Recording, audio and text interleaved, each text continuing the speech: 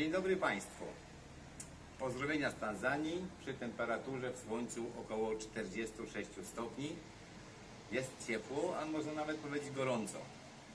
Mamy masę pracy w związku z naszą przeprowadzką, ale obiecałem sobie, że będę chciał nadrobić trochę rzeczy, które po prostu przygotowałem wcześniej, a nie byłem w stanie Wam tego publikować, ponieważ ten czas na szukanie nowego domu nas bardzo zaabsorbował i tak naprawdę nie mieliśmy nawet głowy, żeby coś więcej przygotować, byliśmy tym tak po prostu bardzo zajęci. Ale co Wam chciałem dzisiaj przedstawić, a mianowicie trochę o jedzeniu, trochę o papierosach, trochę o alkoholu, trochę o tym, jak wygląda tutaj okoliczny handel na podstawie przykładów, które przeżyliśmy tu i co widzieliśmy. No tak, papierosy, alkohol, no pewnie są niezdrowe, jak większość ludzi mówi. No, my palimy papierosy, alkohol czasami też wypijemy. Pewnie wiele innych ludzi robi to samo, ale wszyscy krzyczą, że to niezdrowe i niedobre. A ja Wam opowiem, jakie są tutaj tego ceny i jak to wygląda. Bo pewnie to może niektórych ludzi też zainteresować. A mianowicie, jeśli chodzi o papierosy, to są tutaj naprawdę papierosy bardzo tanie. Takie papierosy na przykład jak Winston.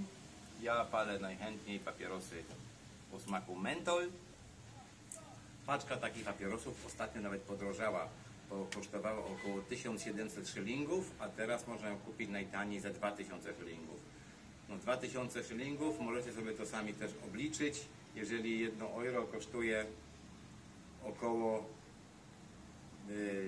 2600 szylingów, czyli jedna paczka takich papierosów kosztuje około między 70 a 80 centów. Czyli jest to naprawdę bardzo tanie w porównaniu z Europą.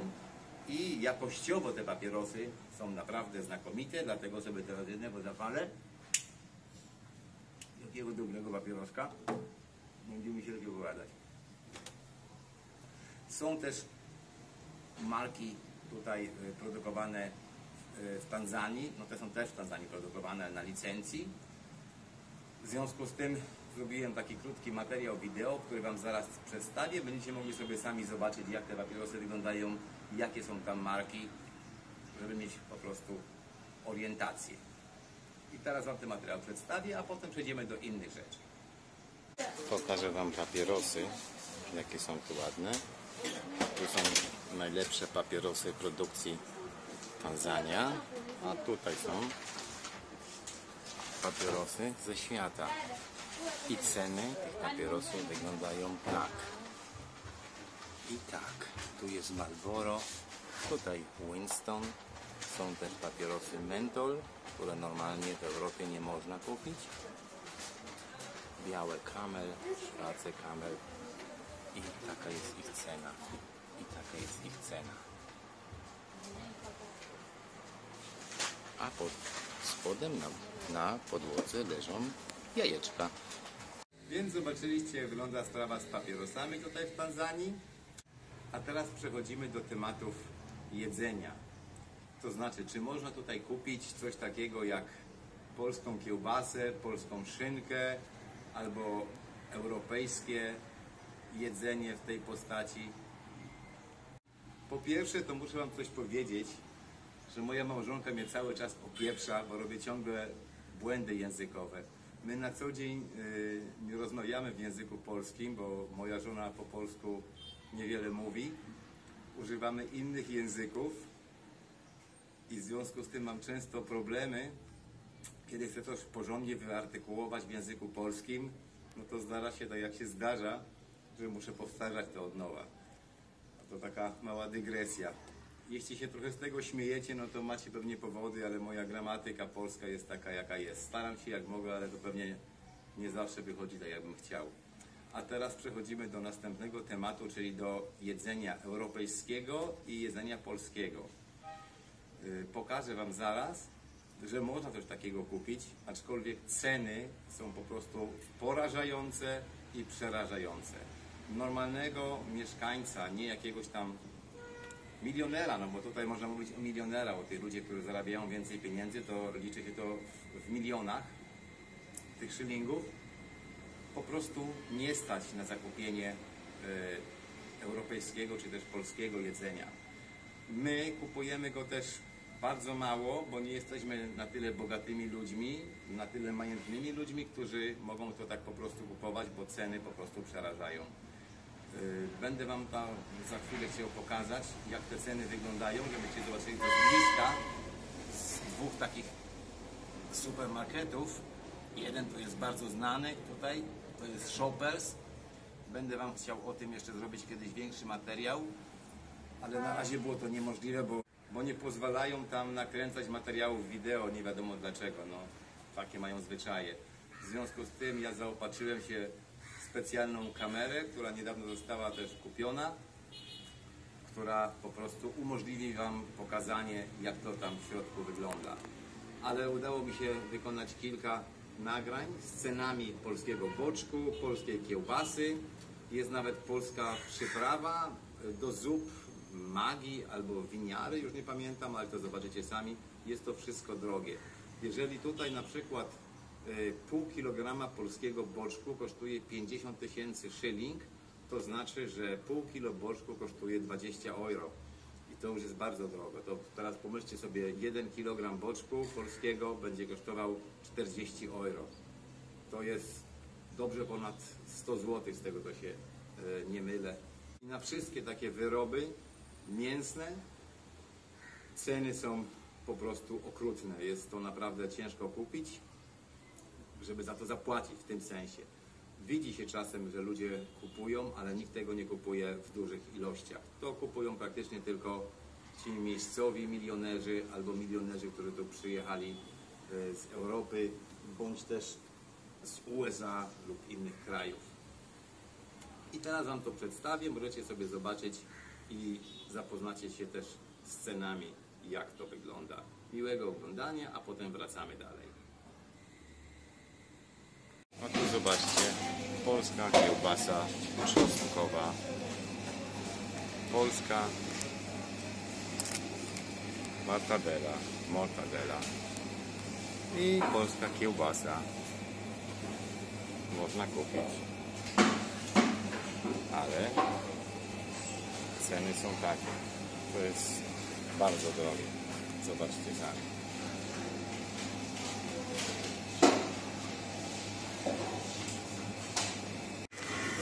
Muszę Wam to pokazać, bo byście mi nie uwierzyli, jakie są ceny. Tutaj szynka, nie wiem, ile tego nawet jest, oryginalna cena 1 funt, tutaj 13,5 tysiąca.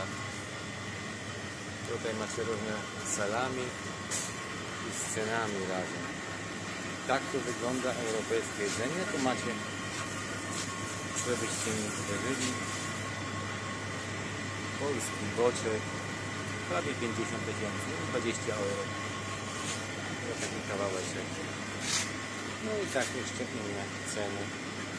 Jak wygląda cena europejskiego jedzenia. Tu proszę bardzo, salami, prawie 30 000. O, tak to wygląda. 6 Frankfurter, 50 000, 20 euro. Tu jeszcze salami i serek, prawie 35 000. No, takie są ceny europejskiego jedzenia też.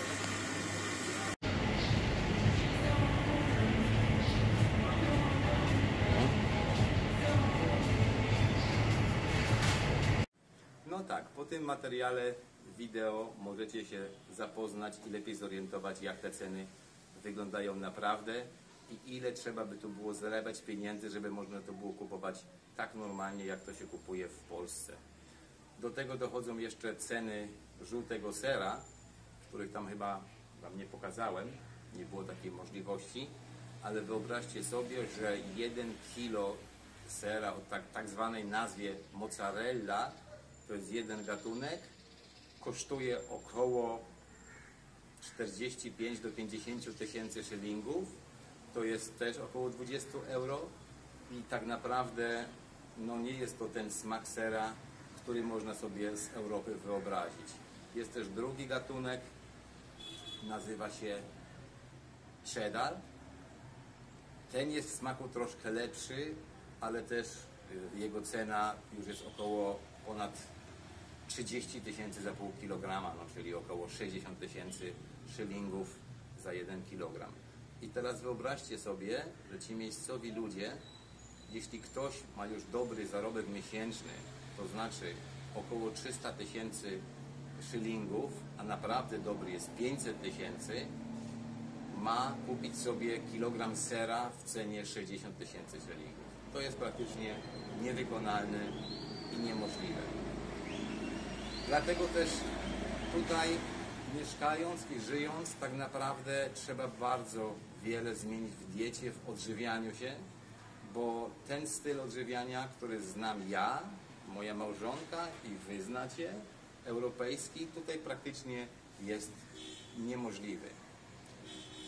O tym, co się tutaj je, to wam zrobię też osobny materiał wideo, bo to znowu jest dużo do pokazania i dużo do opowiadania, żeby to po prostu jakoś przyjąć i może, jeśli się da, jeśli jest to wykonalne, nawet zrozumieć. I znowu będę musiał wam resztę materiału zrobić po przerwie. Ta przerwa nie była spowodowana jakimiś odwiedzinami albo innymi okolicznościami. Po prostu na zewnątrz temperatura była tak duża, że kamera odmówiła posłuszeństwa. Przekroczyła temperatura w kamerze 60 stopni i się po prostu wyłączyła. Więc przechodzimy do tematu dalej. Alkohol. Alkohol jako taki europejski, naturalnie dla mieszkańców tego kraju i dla takich naturalizowanych jak my, jest też bardzo drogi. Jeżeli chcecie kupić butelkę dobrej whisky albo dobry rum, trzeba zapłacić za nią od 60 do 150 tysięcy szylingów. I to sobie możecie znów wyobrazić, jak ta cena jest piorunująca dla rdzennych mieszkańców tego kraju. Na szczęście są bardzo dobre alternatywy. Jest w świetnych cenach alkohol z Indii. Alkohol indyjski jest naprawdę świetnej jakości. Można kupić świetny rum, bardzo dobrą whisky. Nie wiem, czy też można wódkę kupić. Ja wódki osobiście nie spożywam, więc trudno mi powiedzieć. Ale cena na przykład bardzo dobrego rumu, 12-letniego rumu, to jest 16 tysięcy szyling. To jest około 8 euro i smakuje naprawdę bardzo dobrze. Jest aromatyczny, bardzo dobry rum. Podobnie z tematem whisky z Indii, w podobnych cenach i bardzo dobra jakość i smakuje też bardzo dobrze. Pokażę wam teraz taki przykładowy sklep, który jest tutaj niedaleko od nas, gdzie ten alkohol można kupić i jak to mniej więcej wygląda. A po tym materiale jeszcze wam coś opowiem. No i naturalnie alkohole z Europy. Te wina są wszystko tutaj afrykańskie. No tam jeszcze trochę papierosy można też kupić. Hennessy też jest. No i Captain Morgan, to znamy ogólnie. I tak to wygląda. A tu jest nasz świetny kolega. Rafiki! Jumbo. Tu są ci ludzie naprawdę bardzo mili i przyjacielscy, to muszę stwierdzić. Kupujemy tutaj też piwko, kolę i czasami jakiś dobry alkohol. I tak wygląda sklep alkoholowy. No więc widzieliście, jak wygląda taki mały sklepik z alkoholem i z napojami. Zobaczyliście też naszego kolegę, u którego często kupujemy napoje, nie alkohol, bo my nie jesteśmy żadnymi tam pijakami, nie pijemy dużo alkoholu. Można tam było też zobaczyć 2 albo 3 rodzaje tego alkoholu tutaj z Tanzanii, który najczęściej jest spożywany przez mieszkańców tego kraju. Takim sztandarowym napojem to jest koniaki i drugi taki wynalazek nazywa się, jeśli nie skłamię, wakant. Uwierzcie mi, jeśli tu kiedykolwiek przybędziecie, nie próbujcie tego. Myśmy raz, no prawie rok temu, spróbowaliśmy, jak smakuje to koniaki Uwierzcie mi, jeszcze będąc w hotelu, wypiliśmy tego alkoholu we dwójkę około 200 ml razem. Mieliśmy takie problemy żołądkowe, że naprawdę ciężko było przeżyć, więc taki alkohol odradzam Wam wszystkim. A teraz jeszcze ciekawostka, to jest naprawdę interesujące, wesołe, a może i też nie za bardzo wesołe, a nawet może i smutne. Pokażę Wam, jak na przykład tutaj kupuje się mięso i jak długo trzeba na to czekać. Specjalnie to zrobiłem, muszę to tylko Wam jeszcze omówić, bo to są sytuacje dla nas absolutnie nieznane i dla Was pewnie też i dlatego są ciekawe. Tutaj czasami trzeba czekać na kupienie czegoś do jedzenia, jakiegoś mięsa, a w tym przypadku chcieliśmy kupić mięso mielone. Musieliśmy czekać około pół godziny, bo okazało się, że pani nie ma prądu, więc musiała pobiegnąć zapłacić w Wakala za prąd, żeby uruchomić maszynę do mielenia mięsa. Potem mieliła to mięso, potem były problemy z wentylacją i tak dalej i sprawa się przeciągnęła do około pół godziny. A na koniec będzie tego materiału wideo jeszcze ciekawa rzecz, czyli hurtownia napojów. Możecie zobaczyć, jak tutaj wygląda hurtownia napojów w jednej z dzielnic. Na pewno w samym centrum Dar es Salaam to wygląda inaczej, ale jako ciekawostka taki materiał dla Was też do pooglądania. I zapraszam, a potem się na chwilę jeszcze spotkamy. No proszę Państwa, pokażę Wam w tej chwili, jak wygląda tutaj hurtownia napojów. To nie jest żart, to nie jest nic do śmiechu, ale to się nazywa hurtownia napojów. Stoi tu kilka skrzynek z piwem, stoi tu kilka skrzynek pewnie z jakąś tam kolą albo fantą. Tam można zobaczyć też kilka butelek wina i takiego miejscowego rarytasu alkoholu, który się nazywa koniaki. Nie polecam nikogo, bo to może położyć na ziemię bardzo szybko i odruchy mogą być niezbyt przyjemne. Ale to jest jedna z rzeczy. O, tak wygląda reszta tej hurtowni. Stoi tam rower i nie ma tam więcej nic. A tutaj jest jeszcze reklama. Nie wiem, czy ktoś z Was taką reklamę w życiu jeszcze pamięta, że można to malować po prostu odręcznie. I to się nazywa teraz hurtownia. A tutaj jest sklep mięsny, gdzie przyszliśmy zamówić mięso mielone, które jest dobre. Wołowe mięso mielone jest bardzo dobre. Jest tylko jeden problem. Zamówisz to mięso i to nie jest żart. My jesteśmy tutaj jedynymi klientami, którzy weszli do tego sklepu i czekamy na to mięso około 30 minut. Zaczęło się od przygotowania mięsa, potem to mięso miało być zmielone i zrobione na gotowo. Okazało się, że nie ma prądu, więc ta pani musiała pobiec do Wakala, doładować smartfon, potem przyszła z powrotem, naładowała swoje konto w energię elektryczną, no i zabrała się do mielenia tego mięsa. No mieli już chyba 10 minut i nie widać końca. Ja powiedziałem do swojej małżonki, wiesz, może przyjdziemy za pół godziny, bo mieszkamy tutaj dosłownie 1 minutę oddaleni. No, a małżonka mówi, nie, poczekamy, to będzie szybko. No i jak się okazuje, szybko, ale w warunkach Tanzanii to jest coś innego, bo to trwa już około pół godziny. Ja wiem, że to jest dla Was niewyobrażalne. Dla mnie było też niewyobrażalne i do teraz takie rzeczy są dla mnie dalej niewyobrażalne. Ale tak niestety jest i z tym trzeba żyć. Ale to każdy powinien wiedzieć, żeby przedstawić sobie samemu w głowie, jak to naprawdę wygląda, a nie jakieś tam marzenia, że to jest tak samo jak w Europie. Jest inaczej. I będzie pewnie jeszcze długo inaczej. I jak ktoś chce tutaj żyć, to musi to zaakceptować. No. No tak, to zobaczyliście sobie.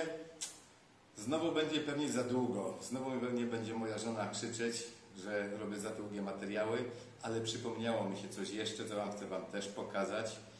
Ile kosztują na przykład słodycze. Naprawdę niektóre rzeczy są bardzo drogie. i po prostu dla większości ludzi nieosiągalne i mały rzut oka na jeszcze inny tutaj tak zwany supermarket, a to tak naprawdę dla nas jest jakiś tam mini market. Możecie tam zobaczyć na rzeczy, które znacie, ale ceny są naprawdę kompletnie inne. Jeżeli tu na przykład jedno jabłko kosztuje 1000 szylingów, a te jabłka rosną tutaj w Tanzanii. Można je naprawdę bez problemu kupić na targu, trochę mniejsze, w cenie chyba 200 szylingów za sztukę. Nie chcę kłamać, ale coś takiego. I to Wam chciałem też pokazać. Będzie materiał znowu za długi, ale będzie rzetelny i będzie prawdziwy, bo jak Wam obiecałem tutaj w tym naszym kanale, nie lubię tego słowa, kanale, no dobrze, będzie tylko prawda i tylko fakty i to Wam będziemy zawsze prezentować tak, jak zostało obiecane. Zobaczcie sobie to jeszcze na koniec dzisiejszego materiału wideo, a ja będę Wam referował, co dalej się dzieje z naszą przeprowadzką w następnych dniach. Dzisiaj zrobiliśmy już sporo, a jak będziemy się przeprowadzać, jak to będzie wyglądało i jak wejdziemy do naszego nowego domu, też będę się Wam to wszystko przedstawić. Przepraszam za przydługi materiał. Zapraszam na następny. Do zobaczenia, do usłyszenia i nie gniewajcie się, że tak długo jest. Pokażę Wam, ile tu kosztuje Ferrero, takie nieduże opakowanie. Nie wiem, ile to kosztuje w tej chwili w Europie, ale tu kosztuje 49 000 szyling. To znaczy jakieś 18 euro. Takie są tutaj ceny wielu produktów z Europy. To taki mały rzut oka na wnętrze tego małego marketu, w którym teraz robimy jeszcze krótkie i małe zakupy.